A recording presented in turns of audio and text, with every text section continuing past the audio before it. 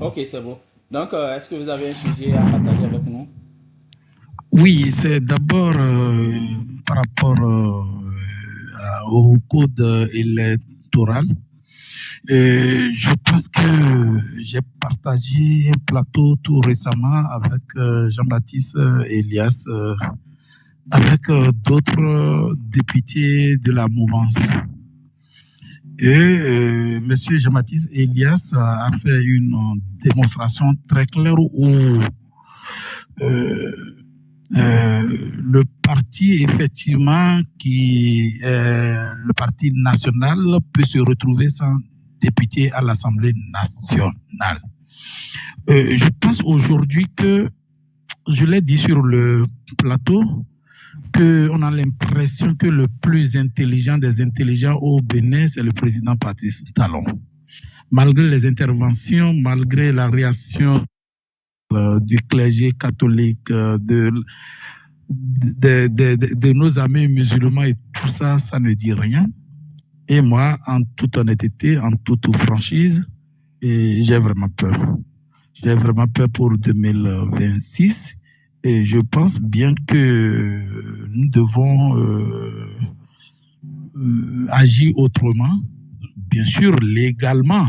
Je n'appelle pas à un soulèvement, mais nous devons vraiment trouver les voies et moyens pour pouvoir vraiment faire la relecture de ce code. Merci beaucoup. Ok, merci beaucoup. Donc, si je comprends bien, c'est l'honorable Antonin Hunga, c'est ça? C'est honorable Hunga Mirofi Antonin. Ok, merci beaucoup. Donc, désolé, je ne savais même pas que c'était vous. Ok, merci Oui, c'est beaucoup moi-même. de partager ces points. Peut-être je vais vous écrire en privé, c'est sûr que je peux vous recevoir sur ma chaîne aussi pour pouvoir avoir plus Ça de me fera temps pour très parler. plaisir. Oui, oui, pour aller au fond. J'ai reçu M. Jean-Baptiste, il était seul sur le plateau quand même, parce que j'avais voulu que ça soit une émission pédagogique qu'il explique chaque Oui, oui, article. oui. Non, non, non, il a Oui, bien expliqué. Hein.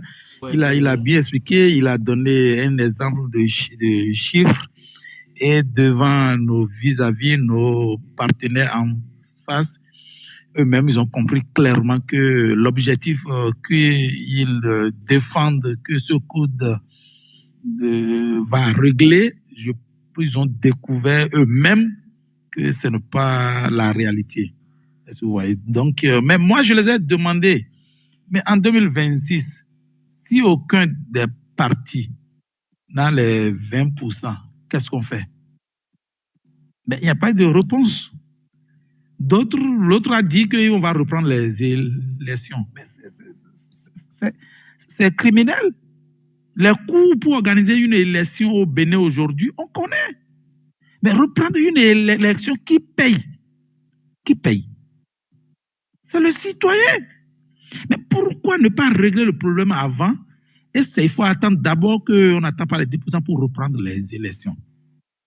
Donc, c'est vraiment, ils ont un autre objectif. Peut-être ils ont des objectifs qu'eux-mêmes, ils ne connaissent pas.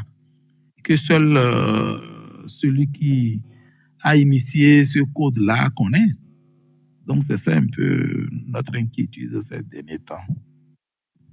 Merci beaucoup. Et la question que j'avais soulevée avec M. Jean-Baptiste Elias aussi, c'est la question des 20%. Parce que l'interprétation euh, varie d'un bord politique à un autre. Et moi, je vais dire, si on ne veut pas arriver en 2026 dans une situation de contestation qui va amener des gens dans la rue, on va sortir l'armée et tirer encore sur des Béninois. Est-ce que on ne peut pas saisir dès maintenant la Cour constitutionnelle parce qu'on dit le dernier recours, ça va être à la Cour d'interpréter l'article. Mais il faut que la Cour situe les citoyens, les acteurs politiques dès maintenant, dit ok, c'est 20% dans toutes les circonscriptions électorales ou bien quand vous avez 20% dans une circonscription électorale, vous avez droit à la répartition des sièges. Si la question n'est pas vidée avant les élections, on va arriver en 2026 et ils vont orienter l'interprétation dans le sens qu'ils veulent. Et c'est dangereux en ce moment-là. Non, non. Au fait, il faut que les gens comprennent. Bon, moi, je fais partie de la commission des lois. Et c'est clair, lorsque vous lisez cet article 146, c'est 20% dans chacune des circonscriptions électorales. Au moins 20% dans chacune des circonscriptions électorales. Ce n'est pas 20% dans une seule circonscription. Ça, c'est clair. C'est ce que la loi, le code électoral dit. Donc, c'est pas que... Et ce qui nous dérange, nous, un peu, c'est que les 20% pour... Ils ont parlé d'accords de gouvernance, de machin et tout ça. C'est là où que nous voyons un peu la tricherie. Pourquoi on ne peut pas laisser tout le monde avoir les 20%? Parce que quand on dit l'accord de gouvernance, c'est qu'ils sont en train de dire que eux, c'est cela que peut-être Jean-Baptiste dénonçait aussi, eux, ils ont alors la possibilité d'avoir 20%. C'est-à-dire chaque partie de la mouvance, si je prends le BR et UPR, parce que là, nous voyons clairement que ce sont les deux partis qui peuvent vraiment faire l'alliance là. Sinon, nous, on se retrouve à 3 à l'Assemblée nationale aujourd'hui parce que c'est le critère de 10% au niveau national. Et pour que ton accord parlementaire compte lors des législatives en 2026, il faut avoir préalablement 10% d'abord au niveau national. Mais on a fait les élections en 2023, c'est seulement 3 partis qui ont pu avoir 10% au niveau national. Mais quand on parle de l'accord aujourd'hui, est-ce que nous, au niveau de LD, on peut faire l'accord de gouvernement avec BR? Est-ce qu'on peut le faire avec UPR?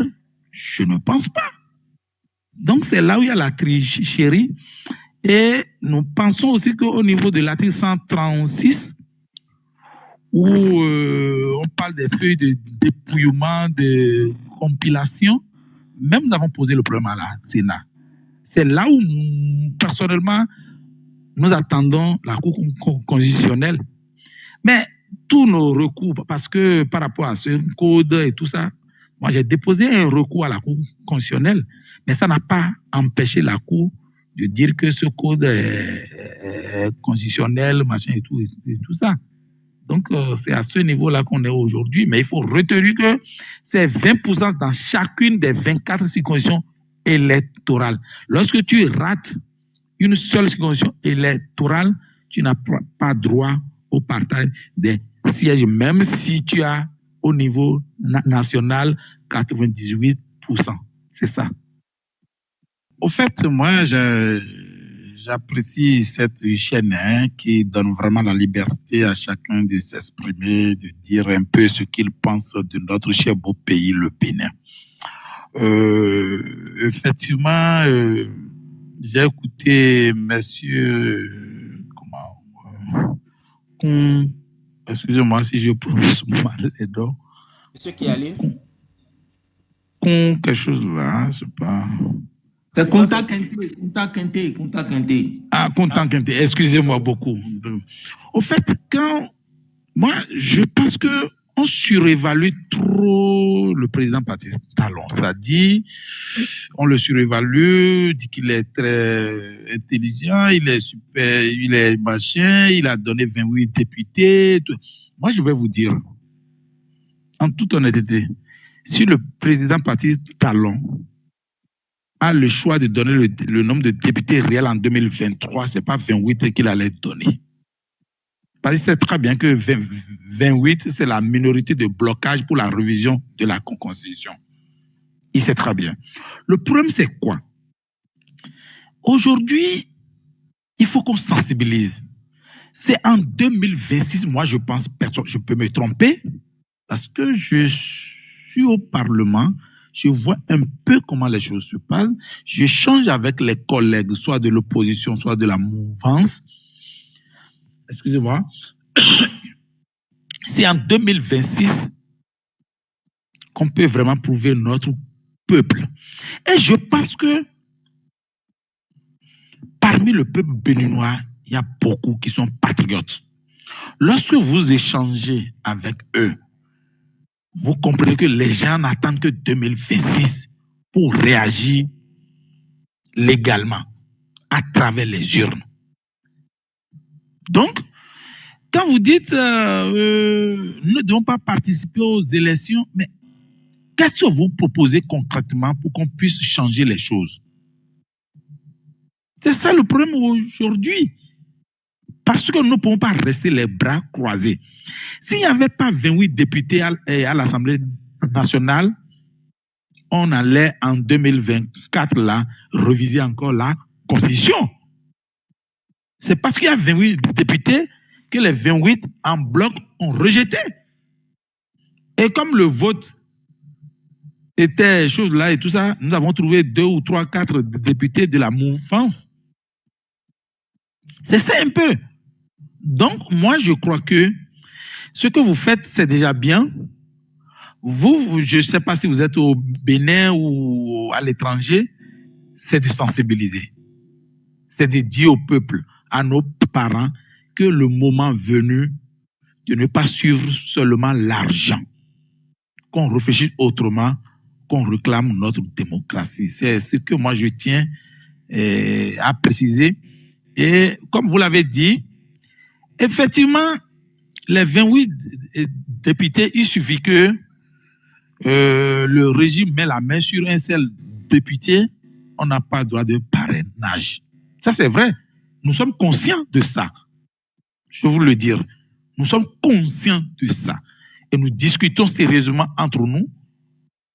Et je pense que jusqu'à ce moment, si nous n'avons pas cédé pour la révision de la Constitution en 2024, nous n'allons pas céder en 2026 pour le parrainage. Je pense bien et je crois bien aux collègues parce que nous voyons la situation. Et le seul espoir, moi je pense, le seul espoir du peuple aujourd'hui, c'est les 28. Et nous n'avons pas le choix. Donc, je ne sais pas si je peux dire... Oui, allez-y. Oui, ok. Je remercie M. Zul Kifoul qui a bien dit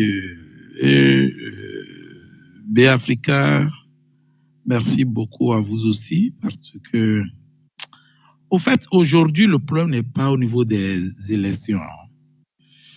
Moi, je pense que il faut que nous soyons courageux d'agir. Nous soyons courageux de dire clairement ce que nous pensons au moment opportun.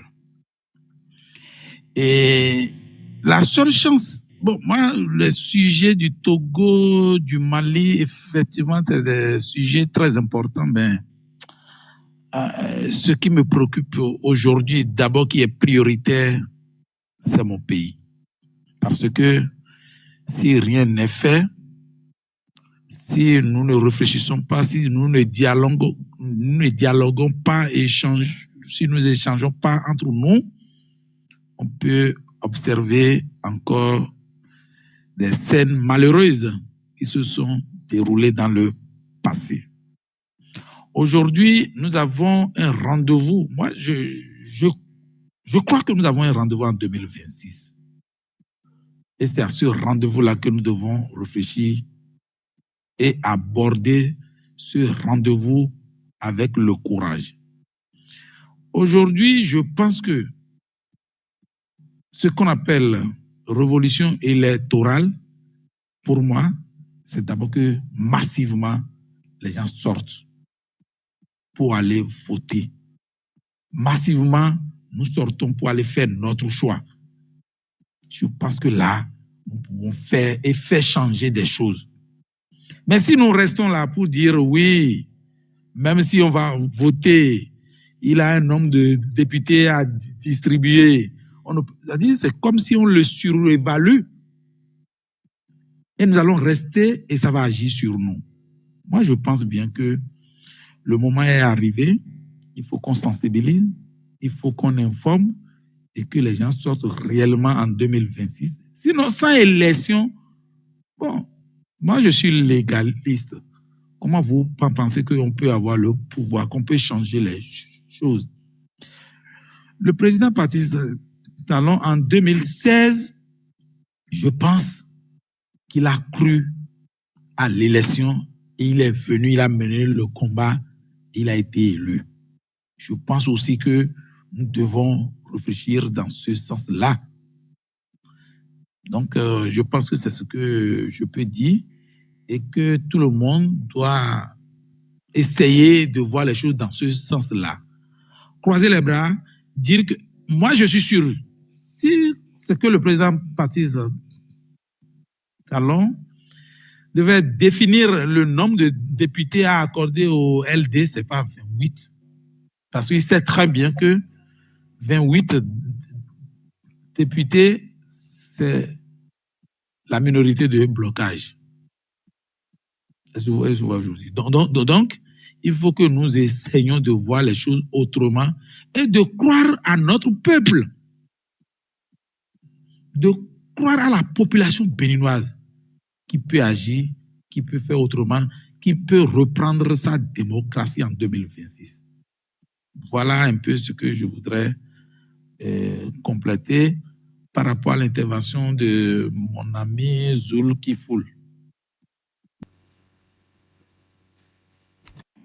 Oui, merci. Merci, monsieur. Oui, mais les choses, je ne sais pas. J'ai suivi aujourd'hui, vous aviez passé un monsieur qui parlait des conditions des élections. Apparemment, selon ce qu'il disait, les choses bougent, si je comprenais, ou bien j'ai mal compris, je ne sais pas. Oui, c'est monsieur Jean-Baptiste Elias. J'ai juste mis un extrait sur ma chaîne TikTok, sur l'intégralité, ça fait 1 heure environ, sur ma chaîne YouTube. En fait, ce n'est pas nécessairement pour dire que les choses bougent. Il est venu expliquer, ou en tout cas selon sa structure de la société civile, quelle compréhension eux ils ont du code électoral, en tout cas des articles litigieux, les articles sur lesquels les gens ne s'entendent pas. Donc, il est venu expliquer chacun de ces articles. Donc, aujourd'hui, selon ce que j'ai compris, c'est que la Cour constitutionnelle demande de délivrer des procès, les procès verbaux au niveau de chaque bureau. Non, c'est pas. En fait, c'est ce qui est inscrit dans la loi. Ce qui est inscrit dans la loi. Donc, en principe, il y avait un article, je pense, il a oublié le numéro, où on dit qu'il faut 5 procès verbaux ou bien relevés de compilation, ils ont le nom technique. Et le problème qui se pose, si on se retrouve à l'Assemblée, il y a plus de 5 parties, parce que ce qui est prévu dans la loi, il doit avoir une copie pour la Cour constitutionnelle, une copie pour la Sénat, une copie sera affichée et une copie pour le coordonnateur de l'arrondissement. Donc, ce qui revient à dire que les partis politiques n'auront pas de copie. Et donc, ça pose quand même de problèmes parce que si les gens doivent réclamer, doivent parler de fraude ou bien tout ça, la Cour exige des copies originales. Et selon ce qu'il disait aujourd'hui, c'est que si vous voulez, je peux donner une précision à ce niveau-là à monsieur Ahovi. Donc, on a la chance, on a un honorable député qui est avec nous. Je vais lui laisser la parole, peut-être il va mieux nous éclairer. Voilà. Au fait, c'est l'article 83. Et troisième alinéa de l'article 83, ou le dernier, oui, dit que le procès verbal, ça c'est au niveau de l'arrondissement. Le procès verbal de centralisation ainsi que le procès verbal de compilation par arrondissement sont établis en 4 exemplaires. Les procès verbaux mis sous pli sont scellés comme suit en 4 exemplaires. Un pli scellé destiné à la Cour constitutionnelle ou à la Cour suprême selon le type d'élection. Un pli scellé destiné à la Commission électorale nationale autonome. Un 3e pli, c'est-à-dire un exemplaire de chaque procès verbal détenu par le coordonnateur d'arrondissement. Et le dernier PV est affiché sur les lieux de centralisation par le coordonnateur d'arrondissement. C'est là les 4 copies. Mais là où il y a d'ambiguïté, c'est que là, ça dit que Le coordonnateur donne également copie à tous les représentants de candidats de liste, de candidats ou de partis en liste et présents. Mais vous avez cité, c'est-à-dire la loi dit en 4 exemplaires. On a reparti les 4 exemplaires. Et la même loi dit on donne copie à tous les représentants de partis politiques présents ce jour-là. La question que nous nous posons, c'est que la copie à donner là, on va trouver ça où? Alors que la loi est claire pour dire que vous faites seulement 4 monsieur copies. Gambier, s'il vous plaît. Non. Quand on ne peut pas faire une loi parce qu'une année, il peut y avoir 3 partis, une année, il peut y avoir 10 partis. Donc, la loi, elle est bien écrite. Hein. Et on ne peut pas mettre un chiffre. On peut ne pas mettre 10, 4, 20, 100. On ne peut pas mettre ça. Parce que c'est variable. Cette partie, c'est variable. C'est comme ça partout dans le monde entier. Lorsqu'il y a élection, on ajoute le nombre de partis qui vont en course. On ajoute cette quantité-là pour que chaque représentant puisse obtenir une copie. Maintenant, selon ce que le monsieur avait dit aujourd'hui, si j'ai bien compris, c'est que, au fait, le problème ne se pose pas au niveau de la loi, mais c'est la Sénat qui n'a pas la volonté de faire ça, qui dit que elle n'a pas la capacité de faire 10 copies, 20 copies. Et donc, le problème se trouve au niveau de la Sénat, mais la loi, elle est claire, la loi, elle est limpide. Et donc, le problème se trouve au niveau de d'application de cette loi-là. Moi, je pense que si ce point-là est relevé, si réellement on obtiendra les procès-verbaux réellement, alors il faut aller pour les élections. Parce que c'est le seul qui peut mettre la vérité sur la table. Mais si on ne peut pas avoir ça là, il faut pas aller aux élections. Oh, ok, donc on va laisser monsieur Gambier déterminer, oui. Exactement. Au fait, lorsque vous lisez, je ne sais pas si vous avez l'article 93, mais ce n'est pas clair, monsieur Ovi. Ce n'est pas clair parce que, qu'est-ce que la Sénat a dit? Parce que nous sommes déplacés pour aller rencontrer la Sénat pour dire, non, cette partie-là n'est pas très claire. Et la Sénat même nous a dit, elle-même, ce n'est pas clair. C'est ça le problème. Je parle de l'article 93 là. Parce que le Sénat n'a pas le choix que d'appliquer la loi. Alors que l'article là parle de 4 PV, seulement 4. C'est ça, pas plus. Mais les représentants, les choses là, ils vont prendre quoi alors? Si les 4 sont déjà repartis. C'est ça le problème aujourd'hui. Et je suis d'accord avec vous. Si on peut comprendre clairement ces parties-là, le problème ne se pose pas trop. On reste seulement à faire de la révolution électorale une réalité. Mais lorsque vous finissez les élections, la loi ne vous permet pas clairement de revendiquer le PV et de l'avoir. Si on triche avec vous, comment vous pouvez vous justifier? Et ça s'est passé avec nous en 2023, où on s'est retrouvé devant la Cour, où la Cour a dit que non, une transcription ne fait pas un huissier, ne fait pas foi, une photographie ne fait pas foi, c'est le PV ou rien. Et voilà que la loi est limitée à 4 exemplaires. C'est ça le problème aujourd'hui. Je pense que c'est une insuffisance qu'il faut corriger à un moment donné. Exactement. Peut-être ajouter un autre alinéa pour dire, au-delà des 4 copies, il faut prévoir, la Sénat doit prévoir des copies pour chaque. Si on avait ajouté une seule phrase en plus, le problème ne serait pas.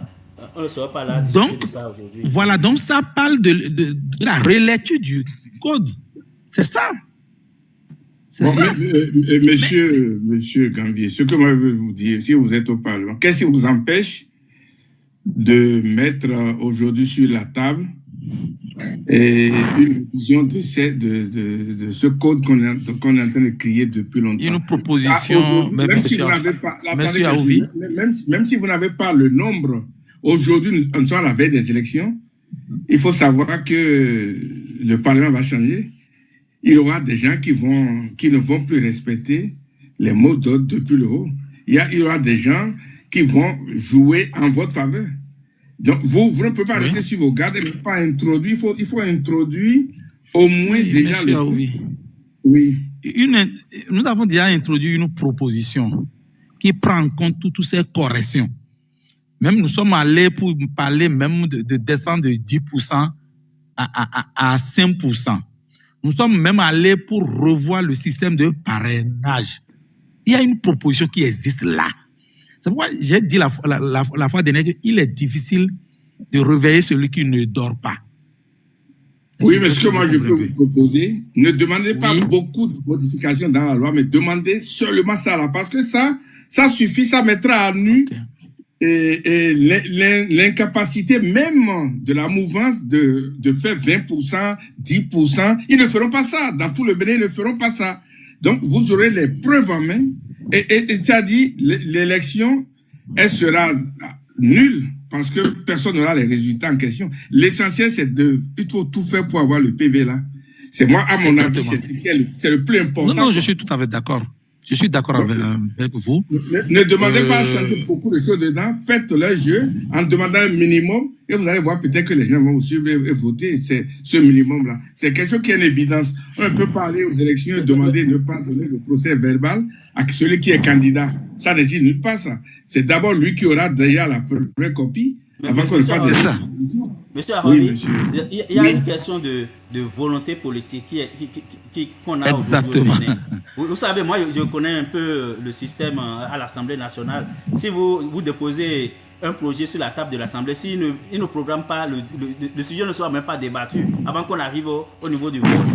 Donc, c'est à lui de mettre ça à l'ordre du jour avant même qu'on fasse le débat autour pour... C'est ça le problème. C'est le problème que les démocrates ont aujourd'hui. Oui, mais il y a une commission à l'Assemblée nationale, c'est la commission qui amène les lois, ce n'est pas le président. Monsieur Arovi, Monsieur Arovi, comment ça se passe? Oui, allez. Par exemple, moi, j'ai déposé une proposition de loi pour corriger la loi d'embauche au Bénin. Vous déposez ça au secrétariat du président de l'Assemblée. Et c'est lorsque le président de l'Assemblée, lui, veut, il souhaite, il l'affecte à la commission.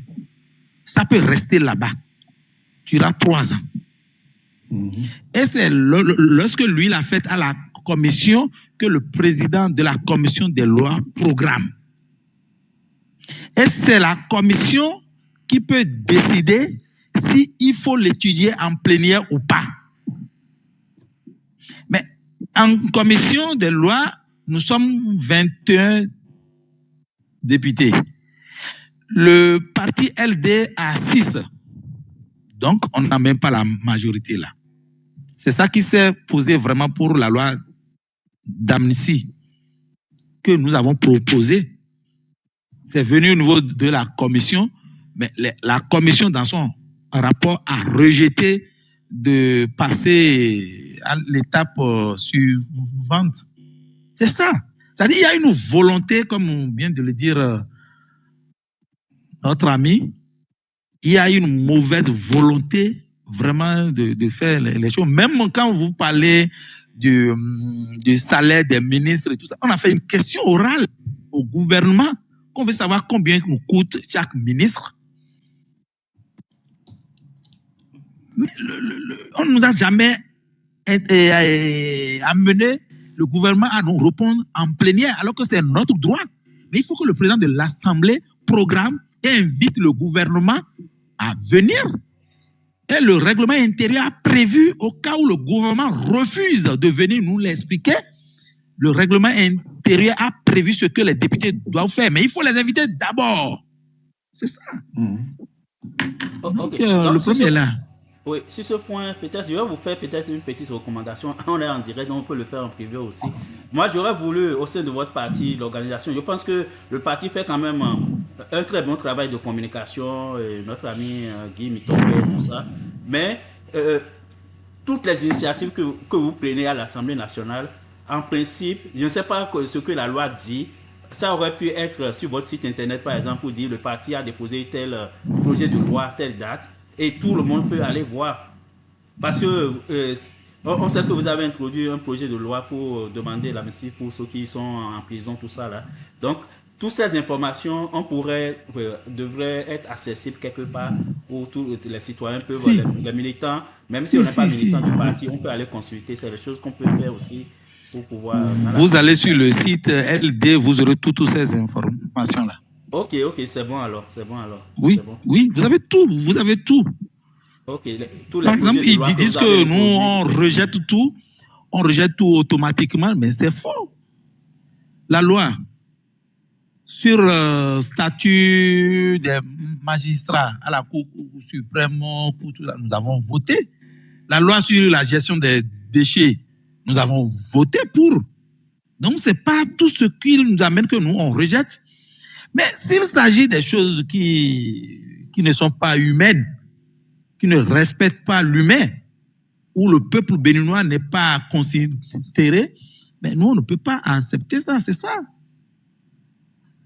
Et vous aurez constaté qu'on a commencé par taper fort sur nos communicateurs. Julien Kandé-Kansou aujourd'hui est où? C'est ça.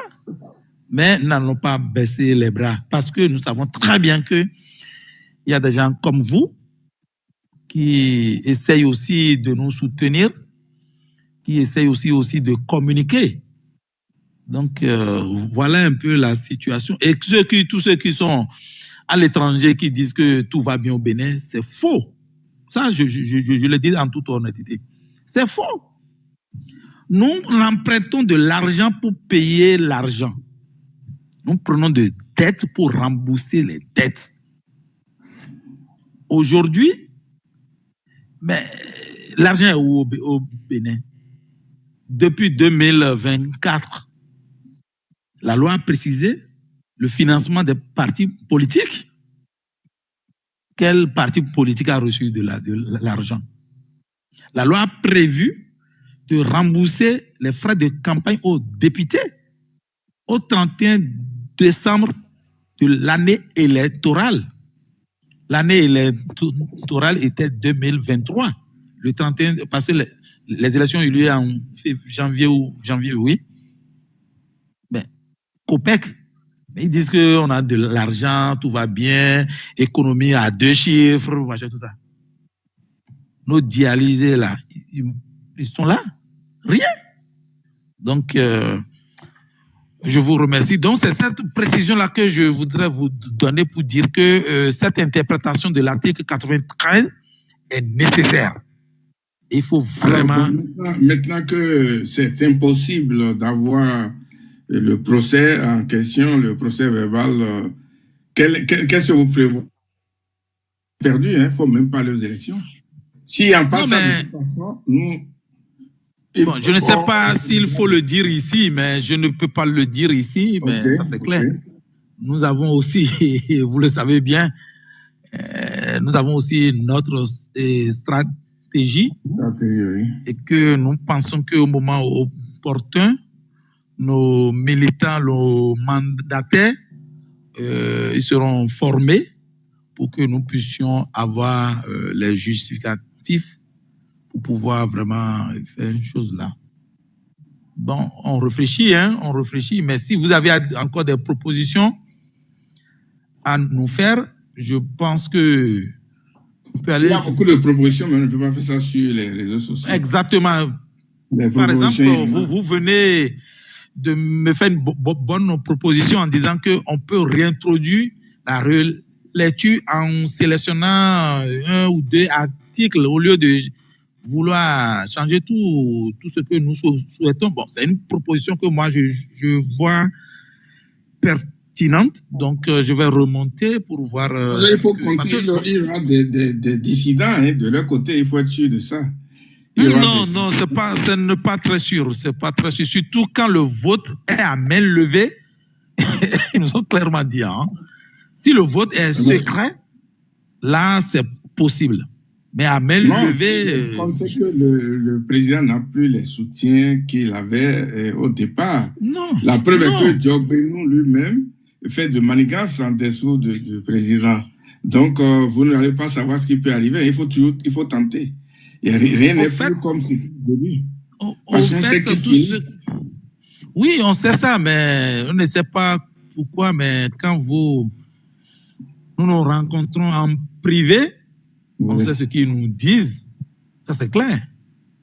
Mais lorsqu'il s'agit de prendre une position en plénière, mais ils ne nous soutiennent plus. C'est ça le problème aujourd'hui. C'est une hypocrisie sauvage.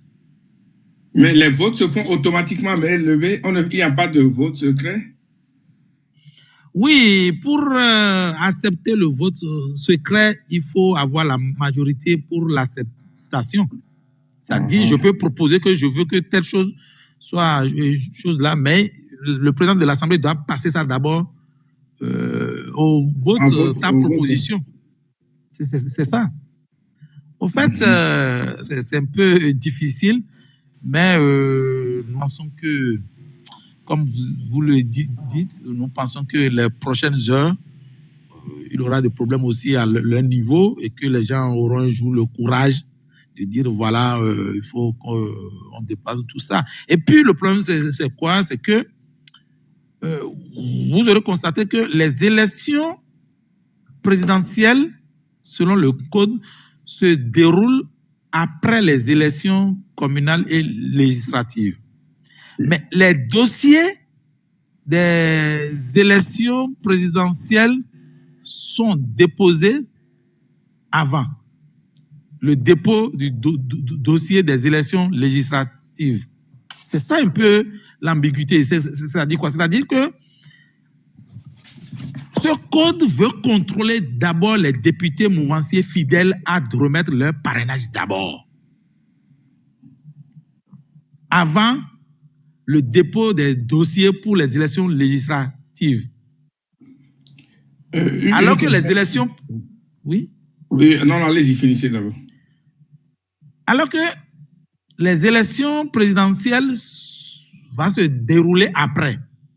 Pourquoi ne pas déposer les dossiers au niveau des élections législatives d'abord, acceptés, avant le dépôt des dossiers au niveau des élections présidentielles?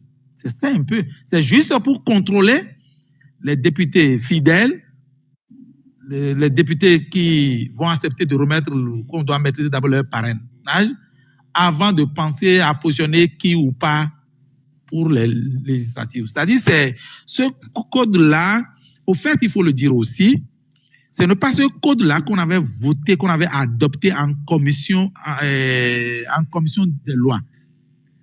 En commission des lois, le code n'était pas corsé. C'est lorsque nous avons rejeté la révision de la Constitution que nous sommes appelés par le président de la commission des lois pour dire qu'on doit revoir. On a vu qu'il y a une autre proposition qui est arrivée. Mais comme nous avons rejeté ça. Mais comme on n'est pas 6 sur 21, c'est arrivé au niveau de la plénière. Et là, 28 sur 109. Donc, c'est comme ça. Voilà un peu la situation. Monsieur Ganvier, moi, je vais vous demander. Bonsoir déjà tout le monde. Bonsoir Dada Georgia, parce que là, ça devient monologue et on n'est plus dans le dialogue. Non, laissez-moi finir la question. Vous n'êtes pas. Moi, je vais demander un truc. Laissez-moi finir ce que je demandais. Jusqu'à ce qu'on en arrive là. C'est quoi ça? Qu'est-ce qui s'est passé jusqu'à ce qu'on en arrive là? Et qu'aujourd'hui. Juste un instant, monsieur Ganvier. Oui. Je voudrais vous demander. Aujourd'hui, est-ce que. Monsieur Aravi. Oui. Oui, juste une seconde. Monsieur Contabité, je vais vous donner la parole dans un instant, mais on permet quelques secondes encore à monsieur Aravi de terminer. Ok, allez-y, oui. Mais, monsieur, je voudrais demander, au Bénin, la loi ne permet pas le parrainage des citoyens. Est-ce qu'on a besoin nécessairement des élus? Oui, la loi ne parle pas des citoyens. La loi parle des élus. Donc, c'est clair, nous n'avons pas le choix. Donc, c'est ça un peu. Ok, merci. Okay. Merci, donc, monsieur Contakité, vous pouvez prendre la parole maintenant. Bonsoir tout le monde déjà. Et bonsoir Dada Georgia, bonsoir les Fofo aussi. Moi, je veux poser une question à monsieur Ganvier. Et si je comprends bien, c'est un élu de la République qui maîtrise un peu tout ce qui se passe dans les méandres du pouvoir. Donc, Bon, moi, pas tout, mais je tente de oui, comprendre des choses aussi. Quand même, un tout petit peu. Moi, je m'interpelle, au fait, je me dis, qu'est-ce qui s'est passé jusqu'à ce qu'on en arrive là? Et moi, pour ma part, je me dis, il y a de la mauvaise foi, il y a de l'hypocrisie totale, et l'argent passe au-dessus de l'humain, et du coup, on laisse faire jusqu'à ce que aujourd'hui, voilà, on a tous le dos au mur. Et on attend que vivement 2026. Mais vivement 2026. Mais 2026, qu'est-ce qui va se passer? Qu'est-ce qui va se passer? Et puis là, moi, je m'interpelle, je m'interroge, je me dis, mais qu'est-ce qu'il y a lieu de faire? Parce que l'adversaire qu'on a en face, je vous jure, si c'était en son temps, si c'était peut-être il y a 15 ans, 10 ans, même avant même le régime antérieur hein, de Yahi Boni ou Boni Yahi, là, j'en sais rien, avant même son régime, s'il passait, il levait son petit doigt pour dire qu'il allait être président, ben je vous jure que personne ne le prendra. Il est toujours resté dans les coulisses, à marmailler, à injecter de l'argent, à jouer à un jeu de la mafia. Et aujourd'hui, je me demande qu'est-ce qui s'est passé jusqu'à ce qu'on en arrive là.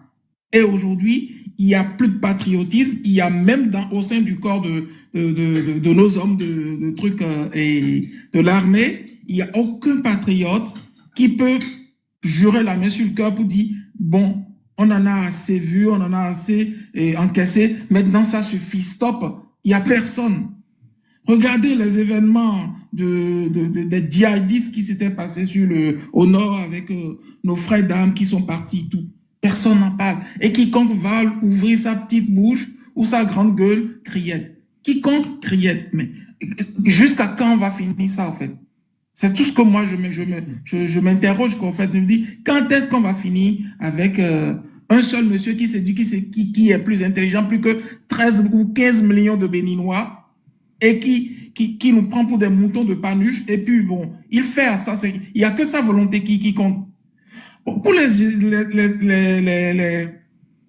échéances électorales de 2026, moi je propose un truc. Peu importe celui qui va venir au pouvoir, il faut qu'on sépare le pouvoir. Il faut qu'on sépare, qu'il y ait une séparation du pouvoir pour que les vrais décideurs soient le peuple.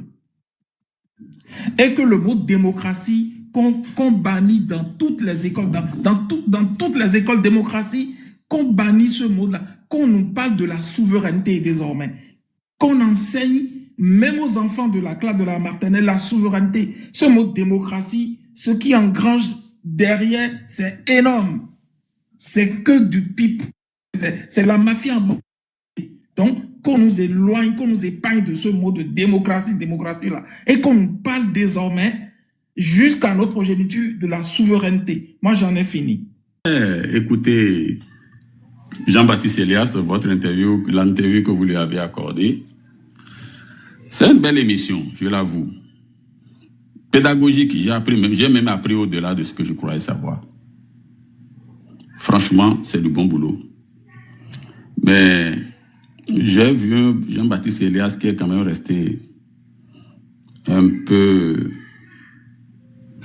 moins catégorique qu'il le fallait.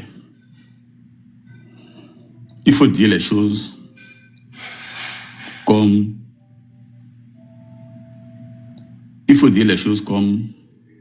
elles sont. À l'analyse de la loi électorale, ce qu'il faut constater du début jusqu'à la fin, c'est de l'exclusion. C'est de l'exclusion. Vous avez vu, vous ne pouvez pas être en train de dire que vous avez fait des réformes et que dans votre réforme-là, des gens se soient, comment dire ça, se soient conformés aux exigences de la réforme jusqu'à vous faire valider 11 partis politiques actuellement. Si j'en crois les chiffres qu'il a avancés, M. Jean-Baptiste. 11 partis politiques au plan national, dans le pays. Et qu'au moment d'aller vouloir aller aux élections, que ces partis politiques-là n'est pas une égalité de chance. Comment on explique ça si ce n'est pas de l'exclusion? C'est eux qui sont venus faire la promotion de l'égalité des chances. Et c'est eux qui sont venus nous dire, qui sont venus faire la promotion de l'égalité des chances. Et en quoi est-ce que la promotion de l'égalité des chances, dans un contexte où nous avons 11 partis politiques sur l'échiquier national, met la barre ou le taux de parrainage à 15%? C'est basique.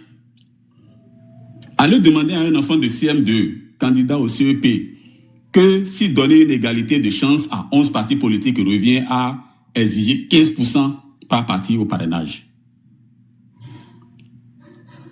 Vous savez, c'est stupide. Et les gens là ne veulent pas qu'on dise que c'est stupide. Ils sont idiots. Ils sont stupides. Je ne sais pas qui a pensé ça.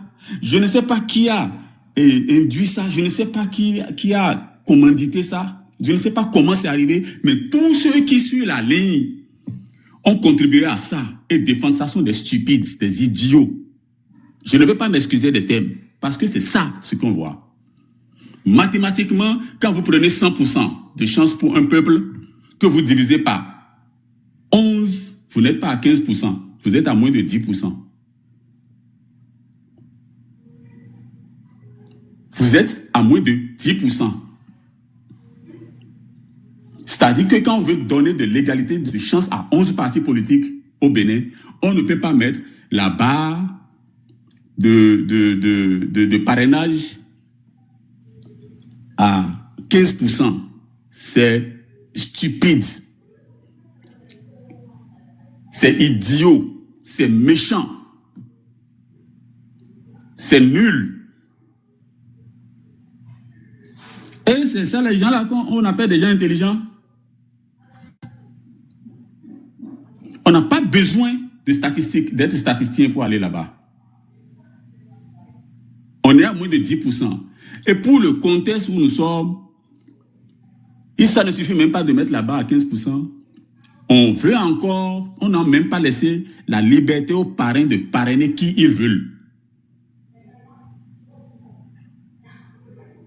Patrice Talon, on est venu voir tout sur cette terre. Vanité des vanités, tout est vanité, y compris le pouvoir et l'argent.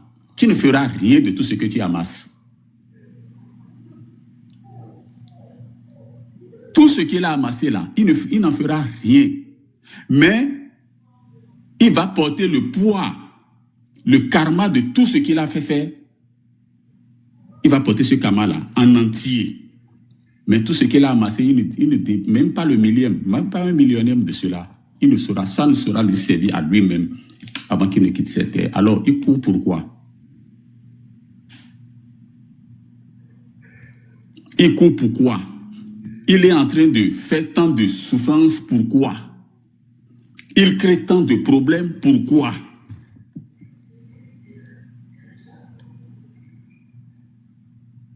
Quand on n'est pas bien éduqué, c'est ce que ça donne. Et quand je parle de bien éduqué, je parle comment on dit, quand on n'est pas intelligent, quand on n'a pas été vraiment moulé dans la morale même de la chose, c'est comme ça. C'est ce que ça donne. Et je vous dis, vraiment, c'est un malheur d'avoir Patrice Talon au pouvoir au Bénin. Et c'est encore un malheur pour nous d'avoir tout ce qu'il a autour de lui là. Et regardez-moi. Dites-moi, environ une vingtaine, si je cite bien, qui étaient sous Yahi Boni, qui ont fait Yahi Boni se retrouvent dans son gouvernement. Et ces gens-là, qui viennent reporter, quand je parle d'une vingtaine, je parle d'une vingtaine de ministres environ. Le gouvernement est composé de combien de membres? Pour qu'une vingtaine, pratiquement sous Yahi Boni, se retrouve avec lui. Je ne parle même pas des autres cadres. Et c'est eux qui viennent critiquer Yahi Boni. Et puis c'est bien fait pour Yahi aussi. Parce que ce sont ces fausses notes qui nous ont conduits dans ça. Monsieur le député, je crois savoir que avoir entendu que votre nom c'est Monsieur Unga. Désolé, hein. Votre leader nous a mis dans ça. Et Je disais à qui voulait l'entendre, n'allez pas à cette élection. On vous a donné 28 députés, c'est un piège. 28 députés qu'on vous a donné là, on vous a mis à la limite de ce dont vous disposez exactement pour être à la rigueur candidat. Et quand viendra le moment de délivrer les parrainages, il suffit de corrompre un parmi vous seulement et puis c'est fini. Vous n'êtes plus... Et vous avez participé à ça. Vous avez participé à ça. On vous a dit de les laisser dans ce qu'ils font. Tout allait déjà contre eux. La France est allée jusqu'à mettre des notes rouges sur le Bénin. Cette même France-là.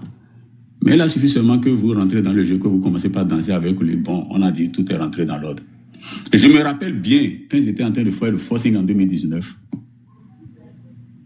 quelqu'un avait dit que non, laissez-les, ils vont crier, après ils vont rentrer dans les rangs. Ils ont dit ça, qu'ils vont rentrer dans les rangs. Et vous êtes rentrés dans les rangs finalement. Pourquoi vous avez la mémoire si courte? Je ne sais pas qui vous a poussé dans ces galères. Le Bénin aurait été, on nous aurait laissé le Bénin à Patrice Talon, qu'aujourd'hui, vous allez comprendre. Il va tomber tout seul. Parce que le gouvernement était déjà en difficulté sur le plan international. Mais le fait de participer aux élections a normalisé les choses. Ça a normalisé les choses aux yeux du monde. Et on a commencé par les créditer. Réforme mon œil. Mais je vous laisse l'antenne. Ok, merci beaucoup, M. Kialin. Je voulais rappeler, M. Kialin a fait allusion à l'émission que j'ai réalisée avec Jean-Baptiste Elias. Donc, si vous n'avez pas encore regardé, j'ai mis un extrait d'1 minute sur ma chaîne TikTok, mais l'intégralité est sur la chaîne YouTube BAPK Web TV. Et vous pouvez regarder, c'est quand même intéressant, c'est pédagogique aussi, pour mieux comprendre le code électoral et les insuffisances. Si c'est un sujet que vous intéresse, vous pouvez retrouver sur la chaîne YouTube. Et facilement pour retrouver ma chaîne YouTube, si vous allez dans ma bio TikTok, ici vous cliquez, vous allez partir directement sur la chaîne YouTube, ça va être vraiment facile. Si vous n'êtes pas aussi abonné à la chaîne, profitez pour vous abonner et pour être au courant de nos prochains lives. Le panel d'Afrique, ouvrez votre micro pour prendre la parole. Oui, bonsoir tout le monde, j'espère que vous m'entendez très bien. Oui, ça va, merci. Ok, merci beaucoup. Alors, je salue tous ceux qui sont sur le live, je salue tout le monde. Et en fait, en tout cas, l'intervention de monsieur Kiali, monsieur Kialin, votre intervention, en tout cas, c'est une très bonne intervention, quand même, j'ai aimé. Alors, l'arrestation de notre frère. En fait, aujourd'hui au Bénin, ça ne nous étonne ni point ni moins, et ça ne nous étonne point et de ce qui se passe aujourd'hui dans notre pays. Parce qu'aujourd'hui, en fait, on enregistre aujourd'hui, en fait, plusieurs arrestations de jour en jour. De jour en jour, il y a des arrestations. Tous les jours, il y a des arrestations. En fait, on arrête toujours des gens. Quand les gens, en fait, essayent de critiquer un peu le régime du président Patrice Talon. Mais moi, ce qui m'étonne dans tout ça, ce régime se proclame un régime démocratique, en fait. Mais je ne vois rien de démocratie. En fait, je ne vois rien de démocratique dedans, en fait. Je ne vois rien de démocratique dans ce que font ce régime qui est là, en fait. Ce qu'ils sont en train de faire, en fait, moi, je ne vois aucune démocratie dans ce qu'ils sont en train de faire. Et je me pose la question, où est la démocratie dans ce qu'ils sont en train de faire, en fait? Où se trouve la démocratie en réalité? Moi, je ne vois pas. Je ne vois pas où se trouve la démocratie, où en fait, on veut critiquer un peu le régime, bah, on vient t'arrêter, soit disant qu'il y a un code numérique qui est là et tout, oui, on va t'arrêter. Mais c'est bizarre. C'est bizarre. Et c'est aujourd'hui qu'on est en train d'enregistrer cela. Parce que autant de régimes passés, nous avons vu les responsables de ce régime aujourd'hui, le président Patrice Talon, mais nous avons vu, dans le temps là, nous avons vu le truc là, comment on appelle ça, la télécommande de Paris. Mais est-ce que vous avez oublié Nous, on ne peut pas oublier l'histoire. Si vous voulez qu'on vous raconte votre propre histoire, ben on va vous raconter.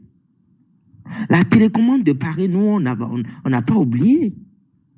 On n'a pas oublié. Donc, en fait, vous devez arrêter à un moment donné de se